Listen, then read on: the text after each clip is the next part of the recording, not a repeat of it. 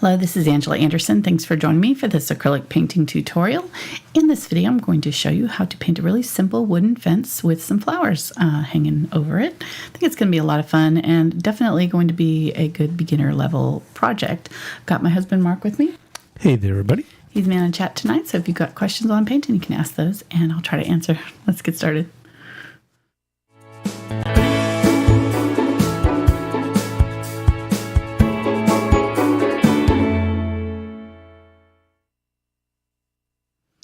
Alrighty, we've got a 9 by 12 inch canvas today that we're going to be using.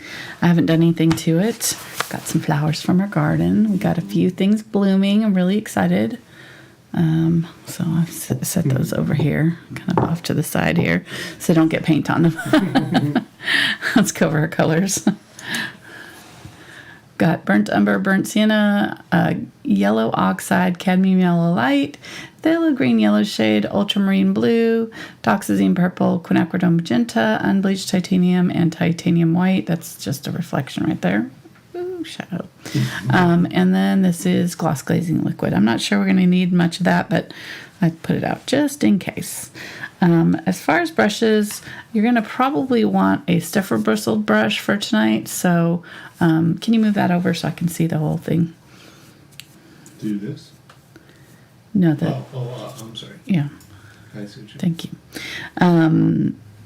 The Aspen brushes, these Princeton Aspen brushes are a little bit more like a hog bristle brush or synthetic hog bristle type, so they're kind of a little stiffer. I think that those, something with a little bit of stiffer bristle, or even a hog bristle if you have it, works well for fences or wood grain because you're going to want to get that streaking, and these kind of brushes do really well with that. So if you've got one of these or something similar, grab it.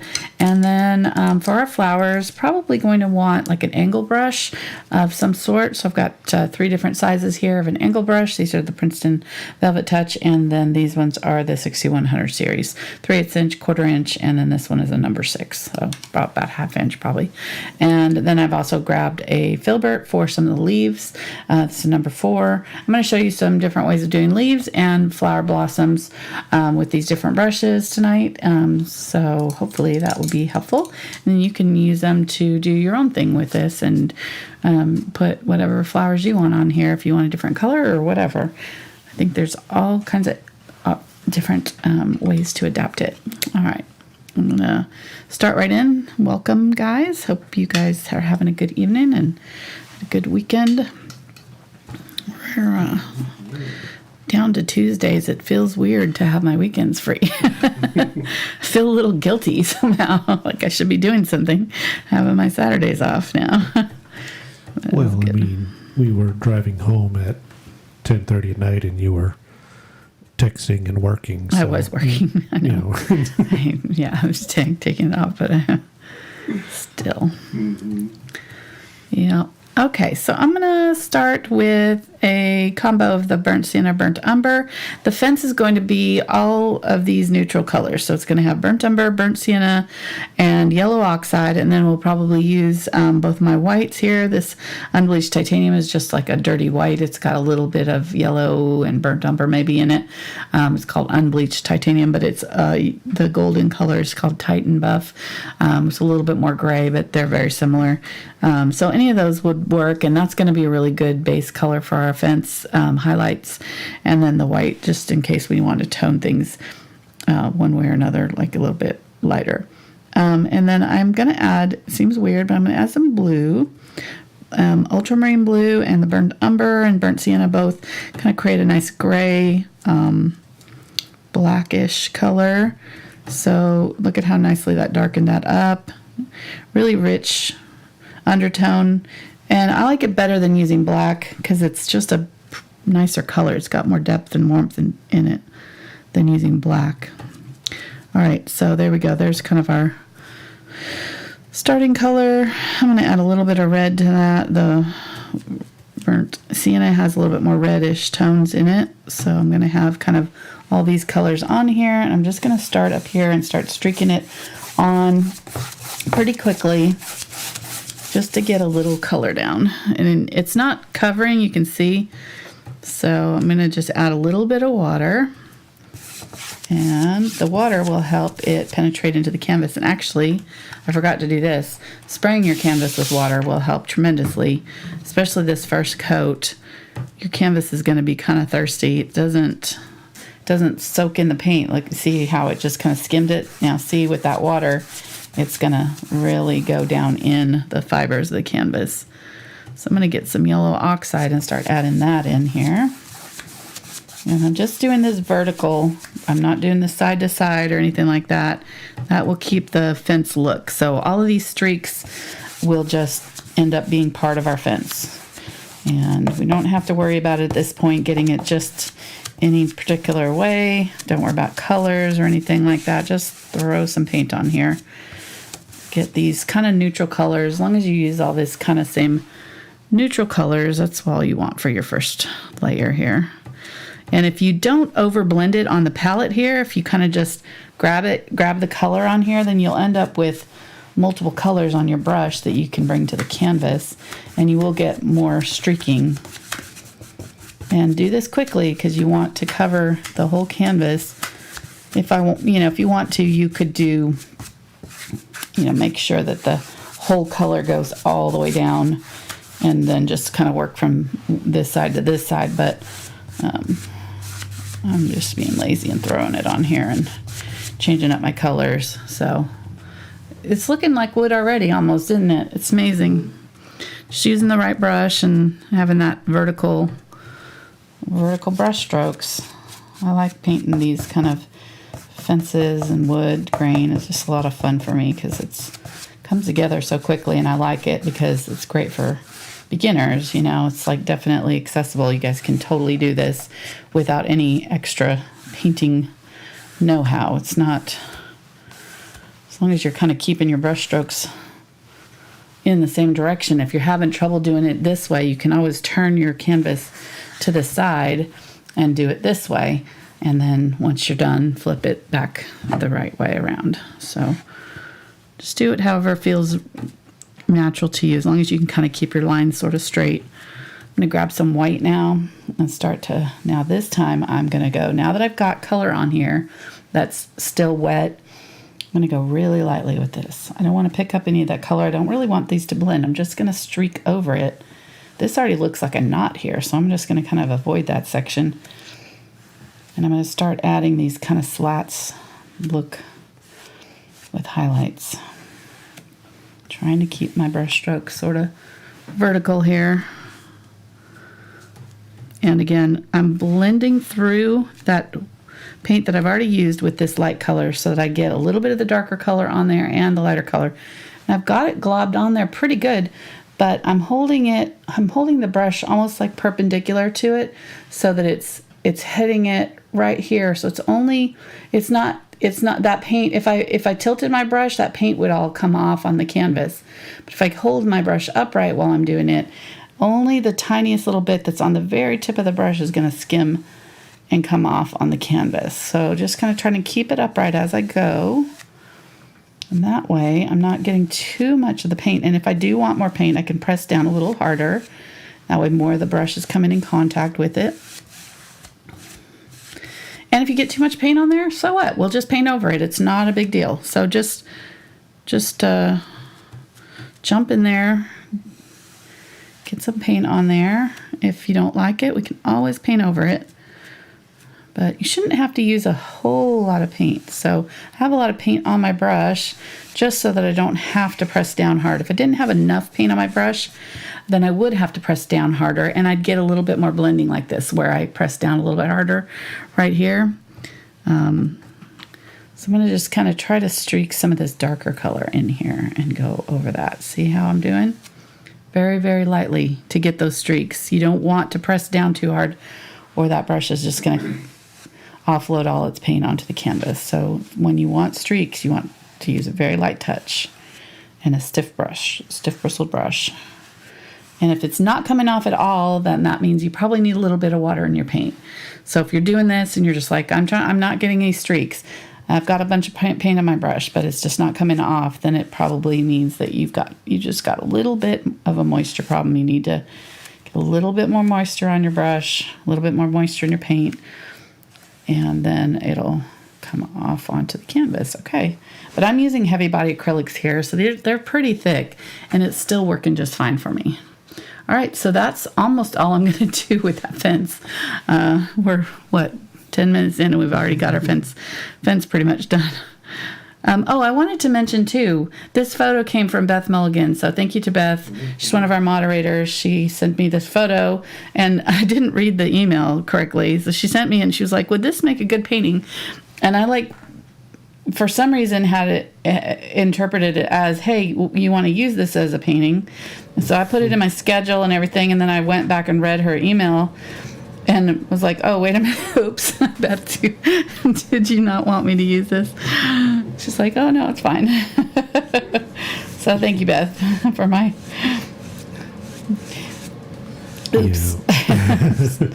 She was very gracious, but I appreciate it. And I do appreciate it. I enjoy getting emails where people share their photos with me, and I wish I could use them all. I it just has to be the right timing, the right image at the right time, and the something that I haven't done before, and it's got to have good lighting. There's all sorts of things that I look for in a good photo, and this one hit all the marks. I've done something similar to this before, but it's been a couple of years, 2-3 years, so it's time to do it again. That's kind of what I look at too, is have I done it recently? That kind of thing. So I'm going to be publishing an ebook on photos not to take to impress Angela. So you got a whole phone full of photos that I didn't want. I got thumb drives and phones and stuff, thousands of photos to numb your mind with. How not to take photos for paintings. Exactly. That's going to be your book. Okay. Yes. I think it's going to be a hit. How to avoid having your photos used by artists. Check. I like it. Not been done. I'm sure it probably hasn't been done. So there's... Are you confident in that? I'm pretty confident that that's probably never been done. You got a niche market there, honey. Thanks. I'll start taking pre-orders. All right, now I am going in and putting in my shadows in kind of behind where my greenery is going to go. So I'm getting purple and burnt umber and ultramarine blue here. This is just going to be kind of my shadow color. And I'm just looking at my photo. It's not everywhere, and I can add this again later. This is probably not dark enough because my color is still a little bit wet on my canvas from the flowers, but I just kind of want to streak this down to kind of get an idea, get that area up there darker, a little bit darker. And I'm going to go in here, and I'm just going to continue with this dark color, I'm going to add a few little knots. So I'm just using the corner of my brush. You could use a different brush if you're having trouble controlling it, but I find that not overthinking it helps. But if you do have trouble getting like round dots, this brush is not doing a great job of dots. It's kind of wanting to go square on me, but I find that the less exact I am about it, the better it looks when it comes to top knots and things, or I don't know what they're called, not top knots. What are they called? Knots, I guess, just knots in wood, whorls. And yeah, I think you're right. I think that's a haircut. Also known as a man bun. I once counted man buns at a concert festival that I was at. I think I stopped counting at about 20. Yes, you sent me lots of pictures of them. I did. I sent him pictures of man buns. Thought it was hilarious. I think you were sending me a hint that you wanted me to do it. There's probably a lot of guys that are like, what is that lady taking photos of the back of my head? Mine's more like, I could get like a man roll, a little dinner roll size. Not really bun size yet.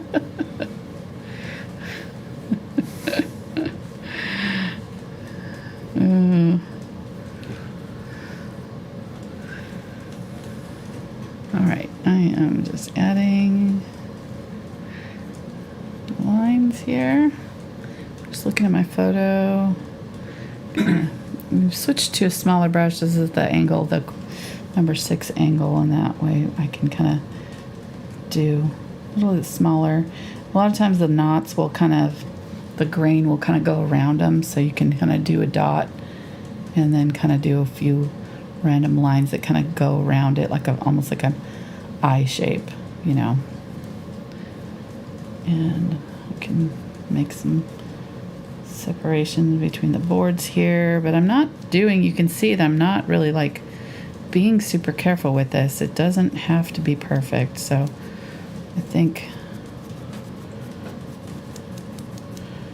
it's a great, I like doing this kind of thing with beginner classes because it increases confidence, you know. People can see that they can do this, you know. It's like, and I think it's important when you're first starting to painting to pick paintings that do give you some confidence, because it can be frustrating, and you know, especially some of the more advanced techniques and things, a lot of blending and such, can be pretty difficult and take some practice. And when you haven't put in the time to practice yet, because you're just a beginner, you know, it can be a little bit discouraging. So picking projects, I think, that are easy, that are in your beginner level, you know, like let yourself be a beginner, do some projects that are maybe not your favorite style of art even, but just to learn the techniques and get comfortable with holding the brush and how to apply the paint to the canvas. Because I don't go over all these techniques in my more advanced classes, because I'm having to book it and get stuff done. If I stop to do, you know, really basic, how to hold your brush, how to load the brush, that kind of thing, I would never get my paintings done when, you know, I've got 3 or 4 hours ahead of me to finish something. So, especially doing it live.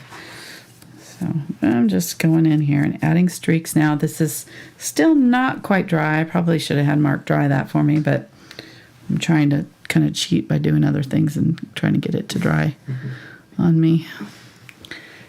I'm going to get some white, and I'm going to there's a lot of areas of highlight on this wood. So now that I've got my dark areas down, I'm going to really go back in here and add some really bright areas with my Unbleached Titanium. That's going to be kind of my base color for the highlights.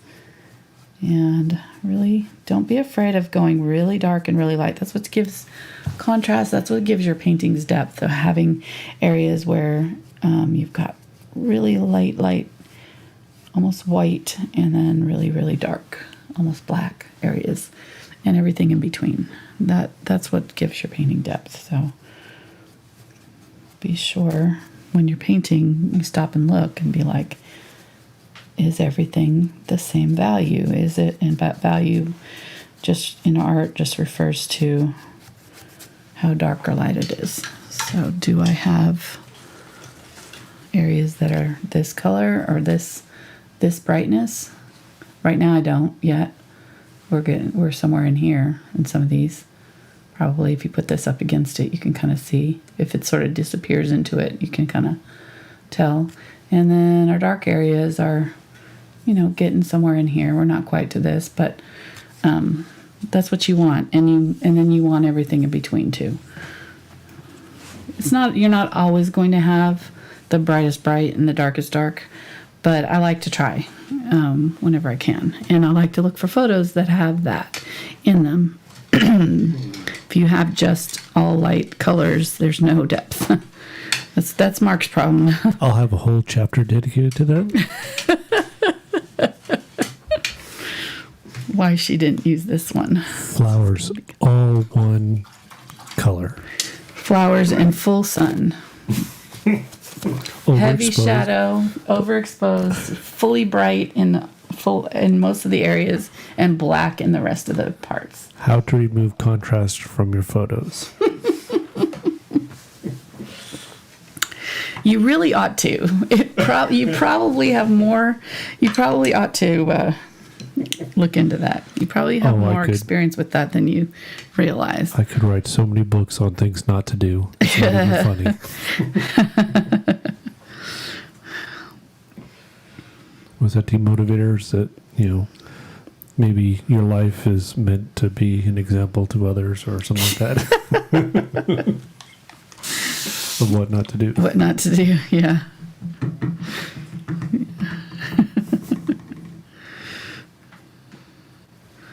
All right, I just made a gray kind of with the burnt umber and blue and my white. We've got all these browns in here and yellows and things, so it's not a full gray, but I'm going to go ahead and use some of that over here. And what you can do too is once you kind of get this on here, and I'm still streaking this, so even though I'm using this brush, I'm still kind of using that same technique and just kind of holding it perpendicular and just barely scratching it off so that this canvas is fairly smooth, so it's not getting a ton of texture when I do this. But if you have a canvas that is really textured, you're going to get all this great grain happening with the canvas too. The canvas will be part of it, and it will add bumps and little things to this wood as well. I should have thought about that because I do have some canvases that have more of a texture to them. Just thought of it. Too late now. It's all right. It looks good. I'm liking it.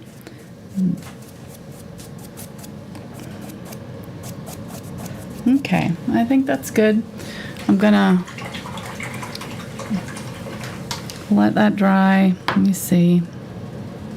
Let's go ahead and just set this aside to dry for a little bit while I'll show you how to do the leaves and the flowers, and then by the time we do that for a little bit, we should be ready to paint them. Let me see. I got some white right there where I didn't want it. Okay.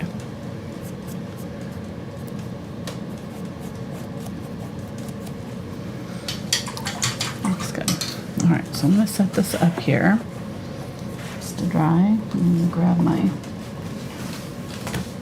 no, not that one.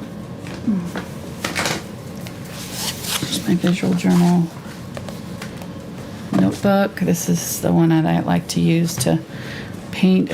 It's a mixed media. It's got nice thick paper. It's great for practicing. Oops, that was a bird feather tutorial. That was rooster. Okay, so let's go ahead and go over some different techniques for painting flowers and leaves. So we've got an angle brush and a filbert, and those are probably my two go-to brushes. My duo that I choose when I'm going to be painting flowers and leaves and things. Okay, so first thing, using the flat blade of the brush to create lines and vines. So just lines, pressing your brush flat when you load it so that you get these nice straight lines, and as long as you kind of turn it in the direction that your vines are going, you can kind of get these, sweeping lines. And I find that it's just, for me, faster if I just do it pretty fast.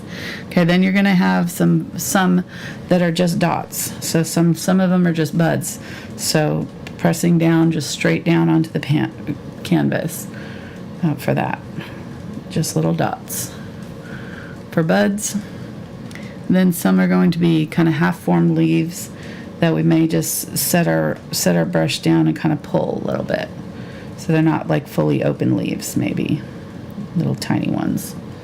Okay, setting a brush down. This brush is already kind of blade shaped, so all I have to do is kind of just press down a little bit. The width of the brush is going to create the body of the leaf, and then by pulling it just a little bit as I lift, I'm going to get that flat edge, right? Okay, then for the bigger leaves, you can do them in different ways. We can set our brush down on the side and kind of do a half turn like that. And then you can do a half turn on the opposite side to kind of fill it in if you want, depending on how big you want them to be. If your leaf is up here, like up at the top, some of them are going to be kind of almost heart-shaped.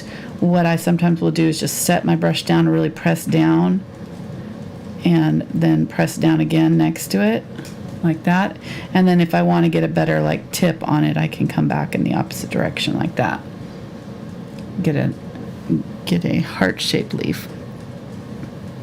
Or I can set it down on its side and I can kind of twist it towards myself and get a leaf that way. So that brush stroke is going to be a little bit trickier. Just going to set it down, and you're going to be pushing with your thumb to push that brush away from me and pull down at the same time. And then lift. Once we get it to this point, you're going to start here and you're going to end here and then lift. Okay? I'll do those a few more times. You're twisting and dragging? You're twisting and dragging, and you can do this any direction you want to. It works really well with a flat brush as well, so I can pull it so that the tip, it does a little bit better if the tip is if you're pulling this part towards yourself, so pulling the short end towards yourself, then you get a longer bladed leaf like that. Okay. And then with the Filbert, it's basically the same thing. You can't get the little dots as small as with that. You can still get dots, but they're a little bit bigger because this brush is a little bit bigger. I can still get these bladed leaves, these small bladed leaves, as long as I'm pressing my brush flat. See, I can even get smaller little bitty ones like that. And then I can get the bigger leaves by doing my kind of comma strokes like that. Just setting my brush down and kind of pulling it. So setting it down and kind of pulling it down to one side. And that is happening because I didn't load my brush flat enough. So I'm getting a little bit of a fuzz out. And also you want to keep your brush kind of upright. My brush is not staying together for me. There we go. Older brushes, if some of them are not going to be as appropriate for doing that. And so if you're having trouble with that, then you may try to switch to a different technique. So set your brush down and twist and see if that, does any better for you. There we go. So there's a nice one there that we got. And then same thing here. The heart-shaped ones, we can set it down and press down, just kind of two side by side. And then you can kind of pull back up if you want to kind of close that off and make it look a little cleaner. Okay. When I get going with my leaves, I tend to just do them like this and kind of plop them down and do like this. Just kind of halfway, half turn, kind of comma strokes. That's sort of my preferred method. I'm not going to use this one for the leaves because you can see that it's not coming together for me at a good point. And that's just the brush's fault. If I was using a different brush, it would not do that. Let me see if I can get one that's a newer brush and see if it does better for me. And sometimes the bigger brushes will have a different cut, if that makes sense. So sometimes the bristles will cut in order to taper in a way that just doesn't allow them to do well. No, but you can see that one's a lot better. So that's a newer brush. The bristles on this are just getting old, and these ones right here are starting to curl out, and that's why the shorter ones that are on the side here are starting to curl out, and that's why it's doing that on me. But this one is a brand new brush, and it's not doing it at all. See how nice that point is. So, and it could be the direction that I was pulling it too. Yeah, no, that's doing fine. So it's just the brush. So sometimes it's not your technique, it's just your brush. Make sure you're using a good brush. And not that this isn't a good brush. It's perfectly good for a lot of things. It's just not great for exact detailed leaves at this point. It's kind of past its prime. I can relate. Okay, and then getting some purple here, and I'm going to show you. So the brush strokes for the flowers are going to be very similar. I'm just getting a little water. I added a little glaze to it just to make it a little more fluid, move a little bit easier. So the flower petals are going to be you're going to push up and over like that for the top parts. And then the side parts, I'm just going to kind of smush them in and turn my brush a little bit to pull in. Like that. And I might make them a little bit wider, so I might do it twice on those side ones. And then the bottom one is going to be 2. Like that. Okay? That's going to be our basic flower. We'll have other things in there, but it's just a matter of, it's basically these same brush strokes. So the upper petals are just pushing up and back down. So we're just kind of creating that curve. We're not even moving the brush. We're just pushing up on it, smushing down, and then letting it create that curve. And you can even do it all in one brush stroke. You can just do like that if you want to get fancy about it. And when I used to do toll painting, you'd actually load your brush in a way that you could do it all in one. So you'd have your darker color down here and your lighter color down here, and then you'd have it so that you just did everything in one little darker color in the top, or lighter color at the tip, and then darker color at the base. And then you just made sure your light color was kind of facing out. I'm being very messy right now. But I tend to use some of these techniques and then mess them up, because I don't paint like super clean like this anymore. But I still use some of these techniques. I just make them a little messier. Just because I like that look. I like it. I feel like it's a little bit more, I don't know, painterly. And then we're going to just have a little bit of white in the center right there. And that's going to be mainly most of these flowers that we're doing. A few of them will have kind of some side shoots that will, that'll be just side petals that are coming out like this. And then those are going to be very similar to these that we did, only we're going to curve them a little bit.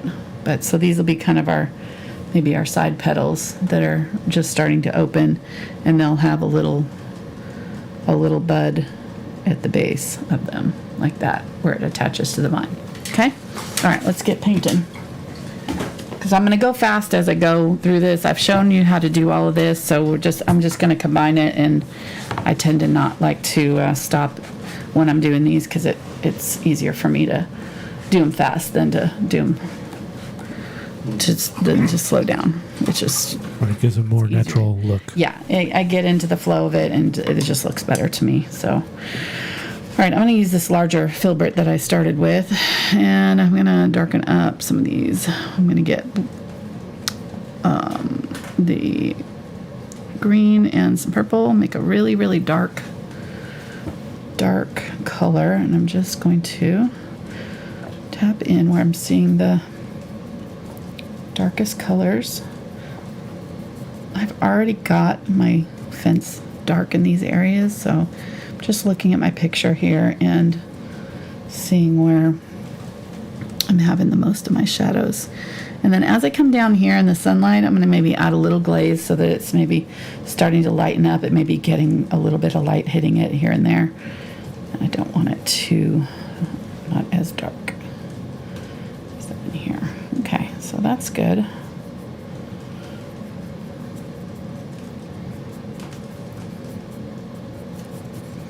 And this will also kind of inform where I do my petals, where my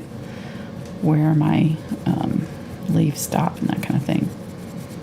Okay, that looks good. So that'll be my shadow area. And probably, I missed a whole section over here. I'm gonna do some down here. Some of these actually look a little bit like leaves, so I'm just gonna kind of tap in, and maybe the edges of them have leaf shapes. So I'm just gonna kind of tap in a few very like transparent leafy like shadows.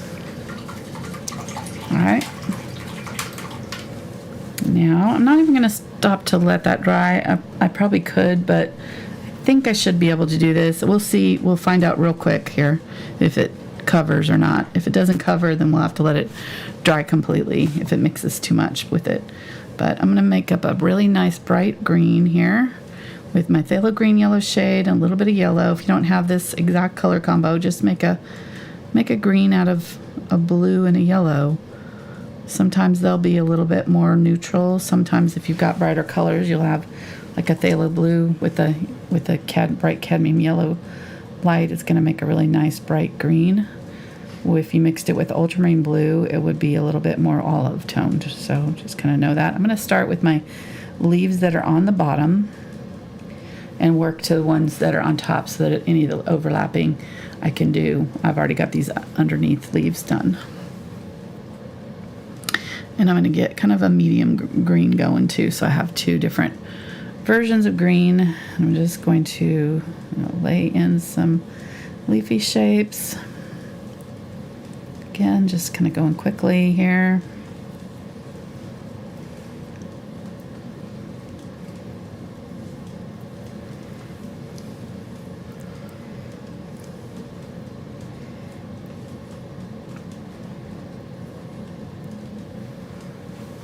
Can get some of that darker color and add a little bit to it over the top of some of these. A little bit of a shadow where they go down into the thing there. Lots of fun. These are really fun. Don't stress out. It's only paint. Practice on your paper till you start feeling confident. Practice. Sometimes I would, when I was getting ready for painting lessons, I would just do the whole painting on my paper to start, just to kind of get an idea of what it was going to look like. Maybe do a bigger one there. And kind of like with regular plants here, these ones are kind of like smaller at the tips, so the new leaves that are just emerging are a little bit smaller. And then as they get farther up, they're going to get bigger. Okay, that looks good.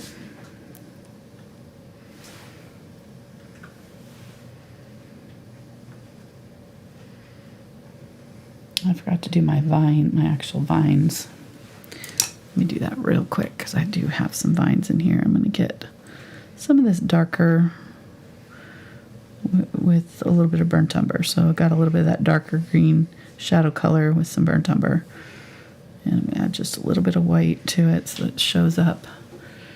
And we're just going to use it to create some little vines. I've already got my leaves in here, so I'm just kind of trying to get them in here where I've already put some leaves, connecting those leaves to some vines. Okay. I'm going to go ahead and put some through my dark areas, even just in case some of it shows through. Okay, looks pretty good.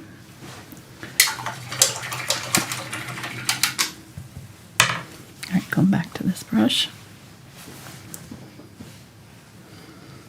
How's it going in chat? It is going great. Good. Yeah, we had several people say thank you for that little mini tutorial in there. Good. Good. Yeah, mark when that was, like 6:30-ish. I'll tell Ben. Yeah, I wrote it down already. We may make a short out of that.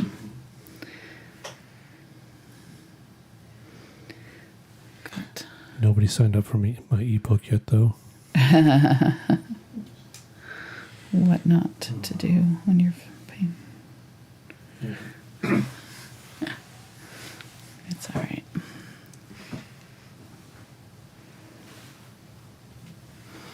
So these are my paint's starting to feel a little sticky. Like for these kind of brushstroke type of leaves, I really need fluid paint. So that's why I started with the fluid green. I didn't mention that, but that paint is fluid. Ooh, that's a big leaf. Let's fix that a little. I might put another one with it.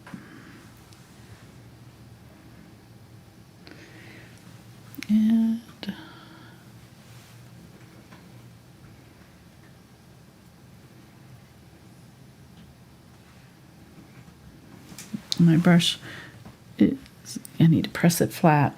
My brush strokes here now are starting to end up a little messy, so just need to press my brush flat so that it's getting better.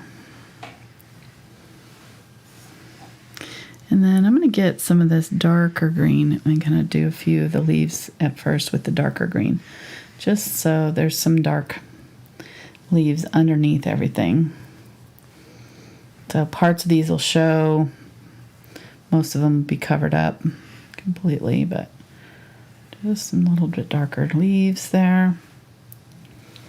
Okay, that looks good.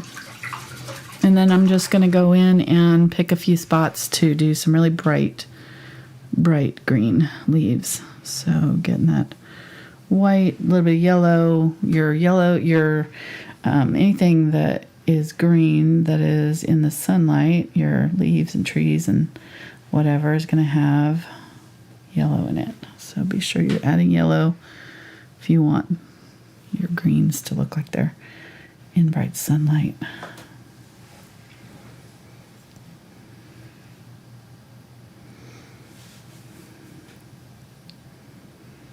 And if you want them to look a little bit more shaded, you can add a little bit of purple or a little bit like I did. A little bit of blue like I did already.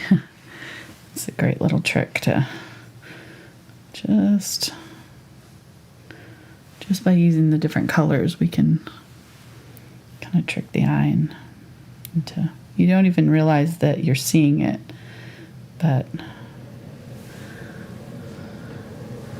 got all these things going on in nature, and if you start to pay attention to the colors and things that are happening, you'll start seeing all kinds of new things that you never noticed before about them.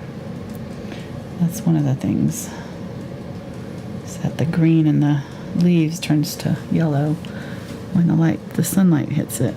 The chlorophyll in the leaves lights up.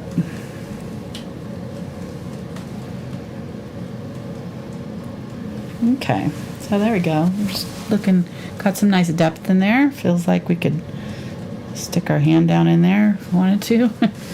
There's some maybe some spiders and stuff in there. Exactly. Yeah, I brought some bugs in along with my flowers tonight. I've been killing bugs before this started. There's just bugs crawling along my palette from my thing. But I got snapdragons blooming now, and I've got my larkspur, butterfly bush, lavender. Got the new, this is a delphinium, I can't remember what it's called, black something, but the leaves are all this purpley color. This is my purple basil, but the leaves of this are the same color, just about purple basil. This is some variegated sage, I think, or maybe oregano, I can't remember. And my pincushion, I think they're called, pincushion flowers, and then the colored echinacea, the different cone flowers in the different colors. So lots of fun stuff happening. I broke down and bought some perennials and annuals because I can't stand my garden not having flowers yet. The larkspur just started blooming, and I've got some buds on my poppies that look like they might bloom too. So I'm really excited about that. It's the first year I've done poppies and larkspur. So, and I did them all in the same area. So I've got a whole section of garden that has nothing happening right now. A lot of green babies stuff, but nothing else. So we went and hopefully it'll start doing stuff. But yeah, so I'm just adding, now that I know where my greens are and everything, I'm just adding some other things there. I probably could go a little bit brighter on my fence, but I don't know that I'm going to. I think I'm just going to leave it. I think I like it a little bit darker like this. All right, so for my flower color, I'm going to use Ultramarine Blue and my Dioxazine Purple for my darker areas. And the photograph is a little bit overexposed in the sunlight. These flowers are in direct, probably bright sunlight here. So they're going to be a little bit bright all over. So we'll just add a little bit of dark to the centers that's not there, and that'll give them a little bit more depth. We're just going to kind of artificially add a little bit of light to them. All right, and so just like we did with the leaves there, we're going to have kind of a dark middle and light version of this flower color. So 3 values that are almost opposite on the color scale on that thing. So our lightest color should be in here, our darkest color should be in here, and then our mid-tone should be in here somewhere. Okay, and that way we will have nice depth in our flowers. All right, let's just go ahead and start in there. And I'm going to move this one over here. There's a cluster that kind of goes off the canvas, but I think I'm going to just do it over here.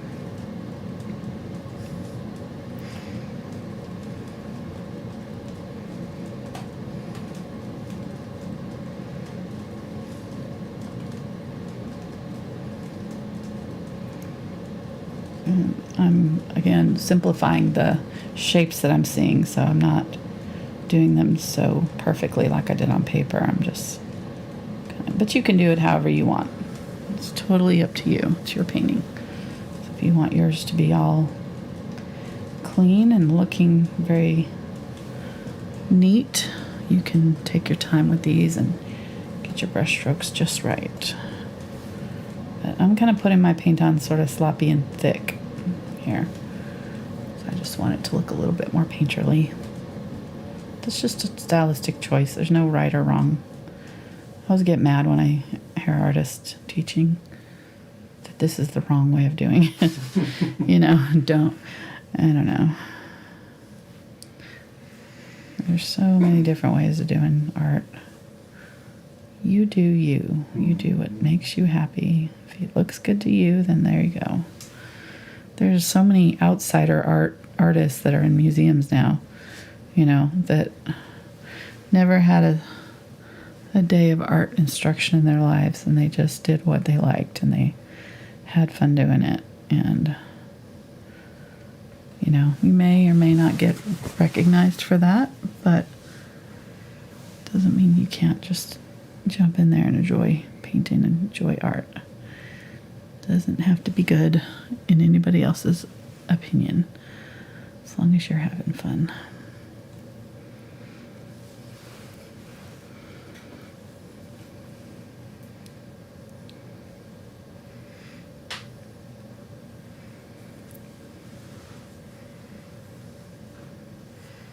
Okay. Fun. Go a little bit brighter with my purple here. I think I'm going to do some of these with the middle purple color and then go back in with my highlight. I feel like they're just a little too light to start with. Too much light going on. And sometimes I might add a little bit more blue to some of them so that they have like a little different. I have no idea what kind of flowers these are, but they're so pretty. I want some in my house.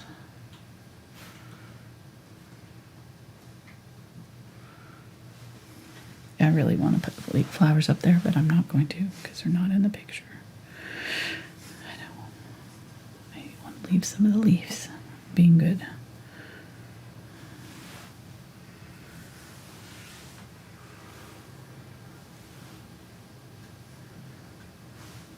I tend to cover everything with flowers when I get going, so I'm trying to be a little bit more deliberate about what I'm doing here.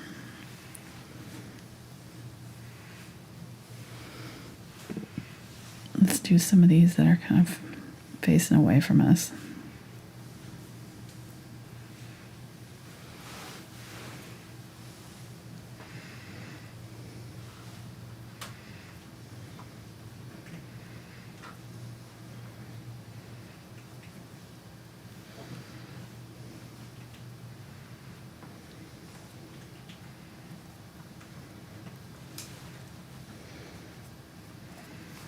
see. So some of the ones that are opening up that are not facing us are going to be different shapes. So be sure you're kind of adding a few of those too, so they're not all looking like they're just sitting facing you. Although most of these in this picture are doing that. Let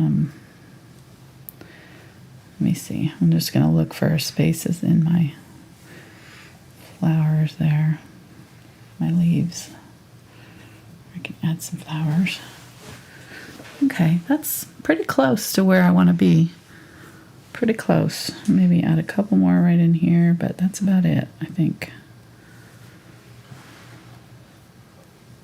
So do we know what kind of flowers these are? No, I was just saying that. I don't know.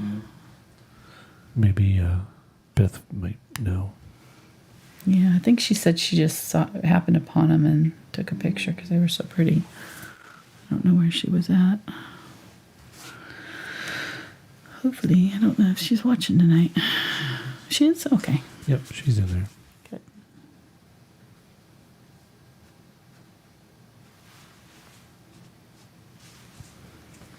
Oh, they're beautiful, whatever they are. All right, getting some of this white. I don't have a lot of white left, so I'm just gonna kind of think about where a lot of times these parts that are sticking out the most, so this bottom tongue maybe would have a lot of light, and then maybe the top little bits or the edges of the wings. I got something weird going on there.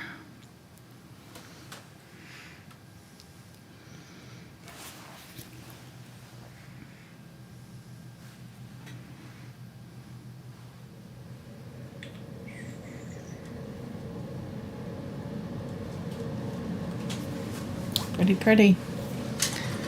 Fun. What? Clematis? Maybe? No, they don't look like clematis. Clematis have more of a star shape.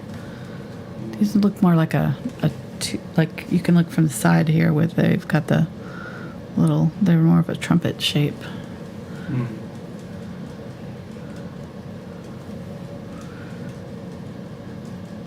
So I'm giving that, put that little end on them there where they touch the branch. Maybe do a few little leaves. What? Do they have yellow centers? Kind of, yeah.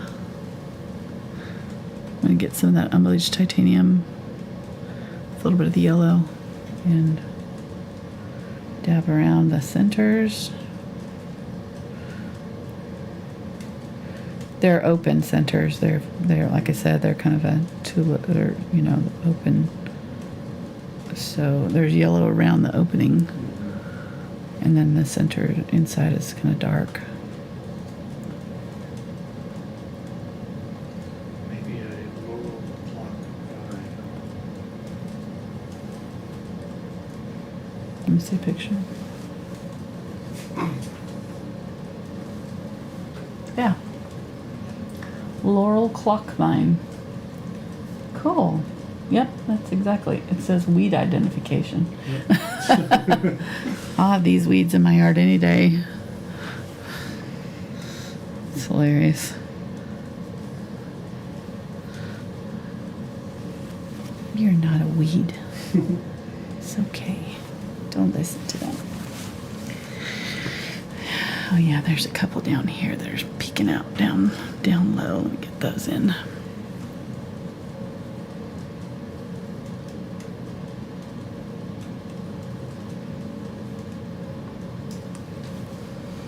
Okay, whoops. Off camera there. All right, yeah, so we got a nice movement around our canvas. Those first ones that I did are kind of a little bit less favorable. I'm gonna get a little bit more white here. But that's about all I'm gonna do here. I'm not gonna do a ton more. I might add a little bit more of a dark center to some of them.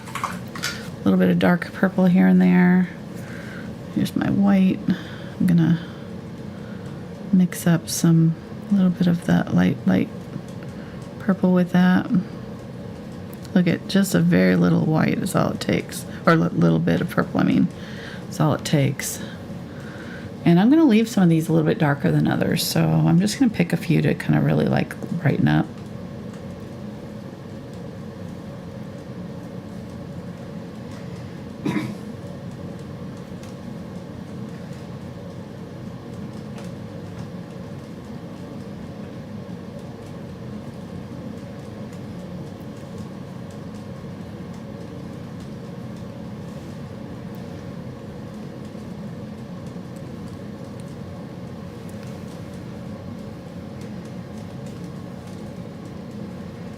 Add a little bit more gestural brush strokes here instead of having them so stuffy.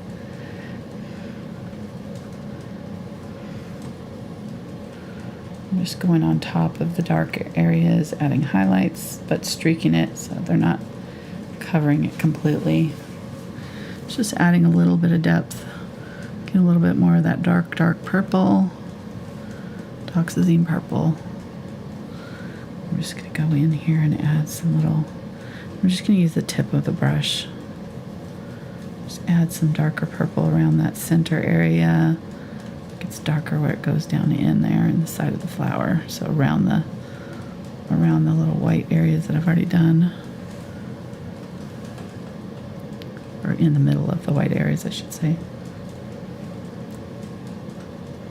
I could have done this first. Doesn't matter really.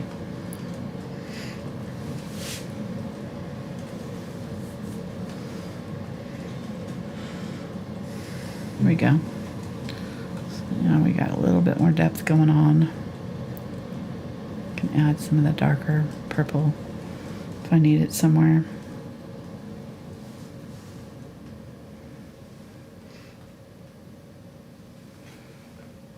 Okay.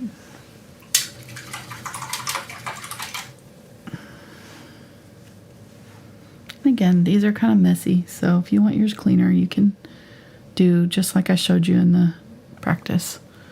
Just go slow and just take your time and really make a nice clean flower. I'm going to go really bright right here in the center with this white. I added just a tiny speck of yellow to it. So I'm just going to add a little bit of bright white coming down. I'm going to kind of pull down a little bit. I'm going to add it so it's got like a little bit of a tongue.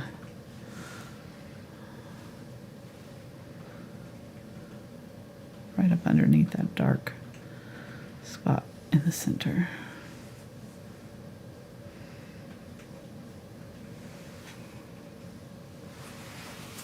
Okay.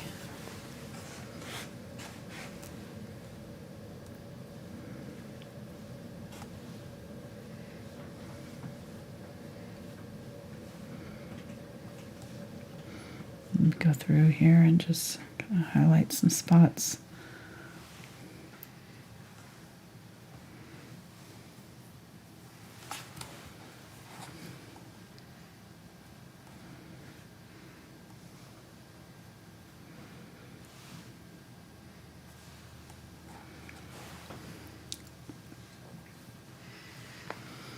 You can have some that are just kind of little buds too.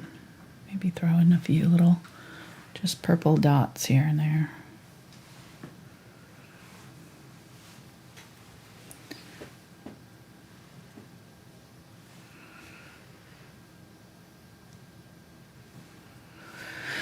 Need to stop because what I'm doing is filling in all these areas. I need to not do that. Just okay, I'm gonna take that one off. That was too much. Backing off. Had nice leaves right there. Leave the leaves alone. All right, I think we're done. That was quick. An hour. Not bad, right? Really easy. I definitely think this is beginner friendly. Practice the leaves. Practice your little brush strokes. Even if you don't want to do these kind of flowers, there's all kinds of different kinds of flowers you could do here in this situation. Even just like little dots or wisteria. I've done wisteria before where you just, take your dark purple and you just do your dots kind of in a cluster coming down, and then you do your lighter color to one side. Try that. If this seems intimidating, do some wisteria instead. Who knows,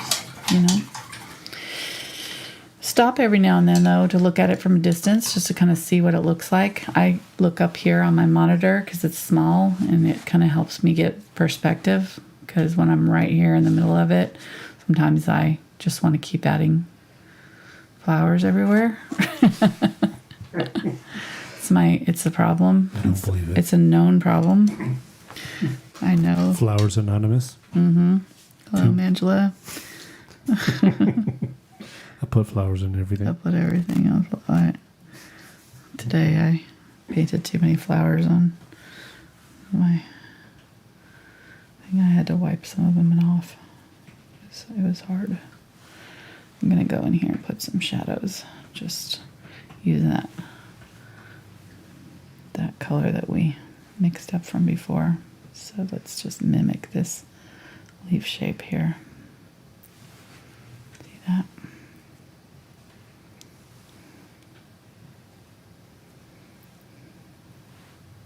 This should be transparent, so I don't want it to be like super obvious.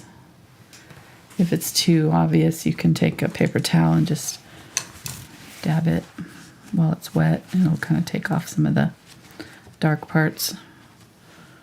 Leave just a little bit of the lighter areas there. See, now that looks like a shadow on there. And you can shadow on your leaves too with this. You can glaze. It's called glazing.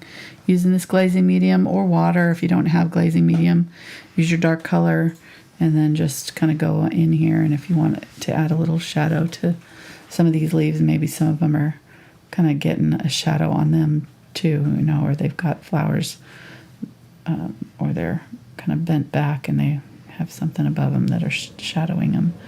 You can go in and kind of add shadows just on top of any of the colors. You can do it on your flowers too with the darker purple if you wanted to. You could shadow on your darker purple. And I'm gonna do one last thing on my leaves. I'm gonna get my angle brush here, and I'm gonna get my white that was up here that had a little bit of the yellow in it, a little bit of that green. So I've got kind of a bright white, and I'm just gonna put some shine on some of these leaves. If I can get, I don't have enough white.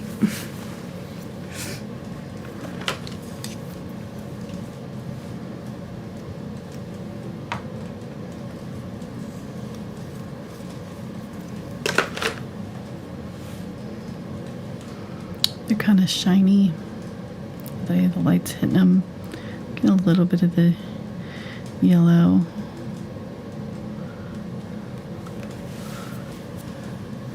And just find the tip of it and just dab in a little.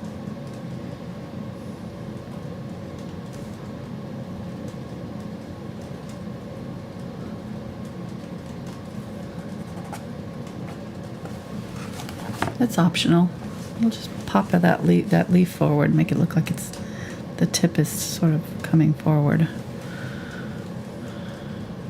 Oh, loving that.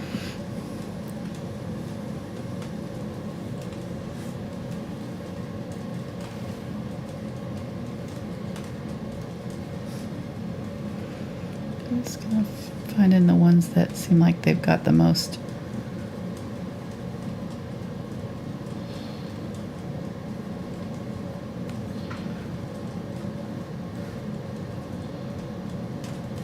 light hitting them.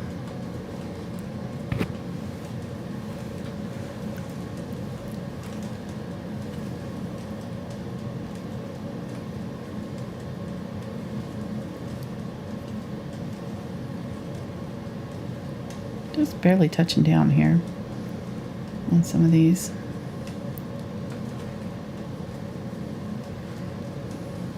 Okay, I need to stop and look at it. Make sure, because I'll end up just doing the whole thing, but I like this, see how those are dark. So don't do highlights in some of the areas, so that there's little areas where the dark is kind of taking control there. And then we've got some areas where the light's hitting the leaves.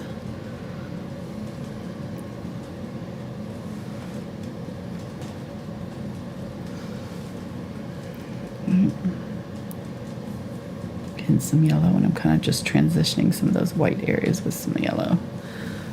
So some of those leaves have a little bit more going on. Okay. And then I'm going to get my, if I got any green, I don't have any green. I didn't end up using my magenta, so I was going to use some magenta on my flowers. Well, here, I'll show you the glazing on I'll glaze some magenta on some of the flowers. That'll be a good color to glaze with because it's transparent. So I'm going to take the bright green and just kind of go back over with that light wash and just a few places there. Really kind of dry brushing, just like I did on the fence to do these highlights. So I'm not putting a ton of paint down. I'm just kind of brushing across to catch the canvas texture to add these highlights and things here. So it's not like how I did it the first time where I had a lot of paint real juicy on my brush. This time I'm just adding a little bit of paint and just kind of very light touches, just scraping across to catch the texture of those leaves and add just a tiny bit of this highlight and things in places. Let me show you how to glaze the magenta on here. So we'll add a little touch of magenta just in a few places. We don't want it everywhere because these are purple. Could add a little purple if we wanted to make it a little bit more of a violet color. But might as well use that magenta. I've already got it out of my canvas. All right, so and we want to make sure that you're glazing on colors that are dry, completely dry. You don't want to do this on a wet area because it'll just wash off your paint. That's what you'll be doing. So it's just like if you took a wet rag and wiped your canvas. If you do that with an area that's got wet paint and you try to brush on a light transparent color or washed out color that's got a lot of fluidity, it's just going to lift off your canvas. Okay, so I'm just going to very lightly, it's just going to tint. It's not really changing much of anything, but just like adding a little tint, little hint of pink here and there, especially if you go over these lighter areas where you've got the light color, it'll really be noticeable. And depending on how bright you want your pink, you can add more magenta, less glaze, less water. But yeah, that looks good. You can do it with the blue, you can do it with purple, you can do it with any of the colors that you used. Might use a little bit of this ultramarine blue and purple just to kind of darken up. And this is a great way to add depth without having to go back in and repaint an area, you've already got these, I've got the shape in there. I like the shape, but I maybe just want it a little bit darker in here somewhere, where I want this petal to be darker. I can just go in here with this glaze and add a little bit of this color in there. All right, I think I'm going to stop because I'm just kind of fussing with it now, but just wanted to show a couple more things to you so you can really have the full effect and go to town on it. Have fun. Let me get a pen here. I think I'm going to sign it with the brown. Wait, see if this is dark enough. Might not be. Sure. No, I can't see that. Use black. Woohoo! Super chat.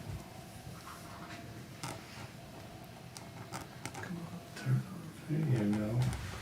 Alrighty, we had all of our unusual suspects there Awesome. today. We had a couple super chatters. Thank you. Let's see here, make sure it works. And the first one. First one was from Karen. Karen, Says thank you for the tutorial. Oh, Yes. you're welcome, Karen. Thank you, Karen.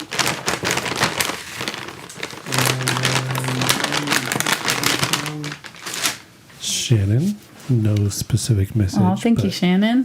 She is currently battling the Rona. Oh, no. Oh, bless you. Hang in there. Wow. Yeah, hang in there for sure. That was no fun. I feel you. No fun. It's actually... we also got a care package from Hawaii, speaking of Hawaiians. Yeah, I was waiting for Michael to show up in chat. Oh, he didn't show up? And he showed up in chat, and his first chat was, "Bye, everybody." Oh, no. Oh, shoot. So I gave a quick thank you to him. But yeah, he sent a care package, nice care package with a note and some pictures. And we got more spam. Spam. Macadamia nuts. We got a whole section of spam by Mark's thing. Thanks to Shannon. Yeah, exactly. Yep, Shannon's. Yeah, that's what made me think of it. Like us. Yeah. Speaking of Hawaii. Yeah, it was incredible to get messages. It's great to hear from our fans and get to know them a little bit more than just what we see here in chat. So yeah, you guys are incredible. You sent us a really sweet note. We really appreciate it. Very sweet. Now we have to go to Hawaii. Yeah, I think we're leaning that way. Should I get a picture of this man?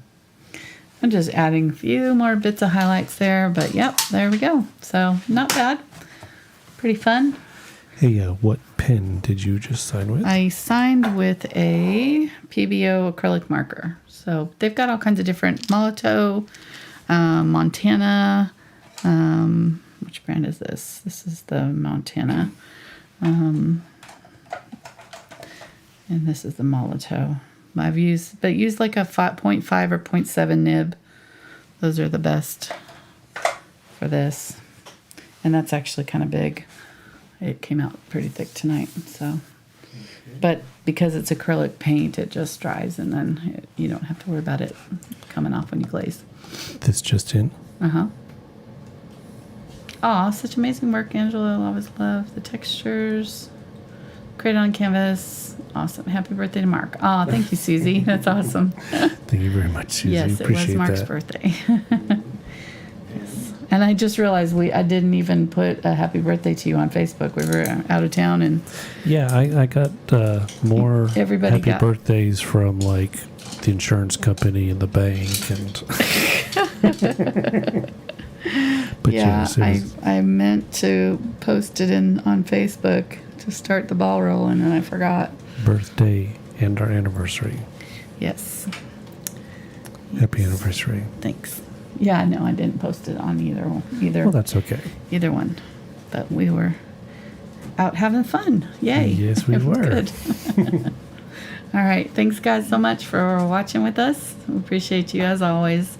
We'll be back next Tuesday. If you're part of our Patreon crew and you want more information about Patreon, what it is and all that stuff, you can join there at patreon.com/AngelaFineArt, where I do bonus videos. I give traceables, so I'll make a traceable of this so that you can use it to paint along. You can start your whole painting with just an outline, so that it makes it a lot easier if you don't like to draw. And then also have bonus videos. We'll be doing our bonus video on Saturday. So I'll have our $10 group. We will be starting on Thursday. So besides the Tuesday videos that we do for the public on YouTube, I have Thursday shows for my $10 patrons, and then once a month we do a bonus video for our $5 patrons. So anyhow, like I said, if you want more information, you can check that out. And we'll be painting a seascape. I don't know if you want to pop that up there, but you can see what we're painting. It's click on the challenge video is the $10, and then never mind. Okay, you might turn off the logo. Yeah, there you go. That's the bonus video, the $5 level, and then on Thursday that's on Saturday. We'll be painting that, and then the challenge one. On that. There you go. That'll be the one. And we just finished this last week. We finished this. This was our $10 video for last month. and yeah, it's a big canvas. So we just finished it, Animals of Asia. We're going to be doing Animals of South America next month in July. So if you like painting animals and stuff, it's a really fun project. But these paintings this one I think took about over 8 hours. So it's just stuff that I can't really do on YouTube. It gives me a chance to connect more with our followers and stuff. And we have our own Facebook group for that level too, the $10 level, and people can submit critiques of their paintings, not just my stuff, but anything that they're working on, and I help them out with that. So it's a little bit more in depth, just in case you're interested. All right, that's it. Sorry, commercial over. The end. We're still doing free videos on YouTube. We've got over 500 of them. There's plenty of free stuff. That's only if you're interested in extra bonus content. And supporting the channel. And supporting our channel and helping keep these YouTube videos free for everybody else. So we really appreciate our patrons. They're awesome. All right, that's it. Thanks, guys, so much. Have a great rest of your week, and we'll see you next Tuesday we're painting clouds. Ooh, that'll be a fun one. If you struggle with clouds, I think you might want to tune in for that. All right, thanks for watching, guys. Bye. See you next time.